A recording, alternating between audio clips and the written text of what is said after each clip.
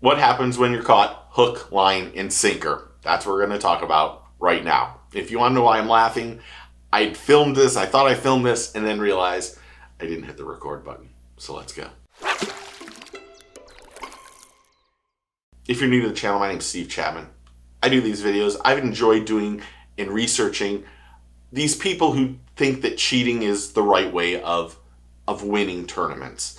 So there's lots of cheating videos, and hopefully this makes sure that these guys never get to fish again. Now, this story is from 2013 when a man named Alfred Tom Mead was caught cheating during an ice fishing tournament in Minnesota. Now, Alfred was known or had questionable things for over a decade in fishing tournaments, and a lot of people were suspicious of how he did so well. Now, the story goes, back in February 2nd of 2013, he was in a fishing tournament, and I need to read it, called the Park Rapid American Legion Community Fishing Derby, out on the ice. Alfred had caught 2 northern pike and transported them to the tournament and the weigh-in. And as I mentioned, for years, Alfred's fishing practices were questioned by anglers throughout Minnesota. But one day in February, the world came crashing down on him. Now, he had caught those 2 pike in a different lake and then decided to go to this fishing tournament,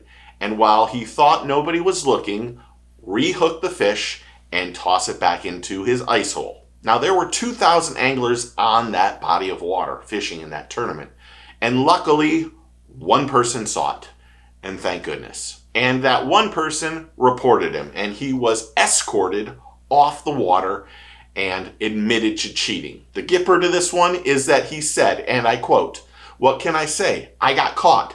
God told me not to do it, but I did it anyways. We have a winner. We have a winner." Now, Alfred pleaded guilty, and he had a maximum penalty of 5 years in jail or a $10,000 fine. But what happened to Alfred? Well, he got 7 days in jail and a $200 fine. Now, I need to make sure I read this. His fishing license were revoked for 2 years, and he was banned from fishing tournaments or competition for 4 years. But is that enough? That's one of the harsher penalties that I've dealt with or seen over this series of videos. But is it really enough? Now, $10,000, that puts a real strain on someone's bank account. $10,000 versus $200. I wish the fine would go up. The time in jail, 5 years maximum and 7 days, that's another one. I'm not sure people deserve jail time, even though I'd like to see it. But I think there should be something more substantial that happens to these people that cheat. Now, obviously, Alfred was 72 years old. That was the one of the things that was crazy about this. Usually at that age, you would think that doing things right would be the right way to do them. But Alfred had different plans and wanted the ego, and he wanted the pat on the back, and he wanted to win. But at what cost? So what do you think about this one? This one's another one. Shakes your head, makes you shake your head. But tell me in the comments below what you think. Thanks for hitting that like and subscribe button. Thank you to all the new members, all the subscribers, all the people who are interactive on the channel. You guys are awesome. Friday nights we'll do a live, 8 p.m. Eastern Standard Time. Get on the channel. Ask questions. Get involved. Have fun.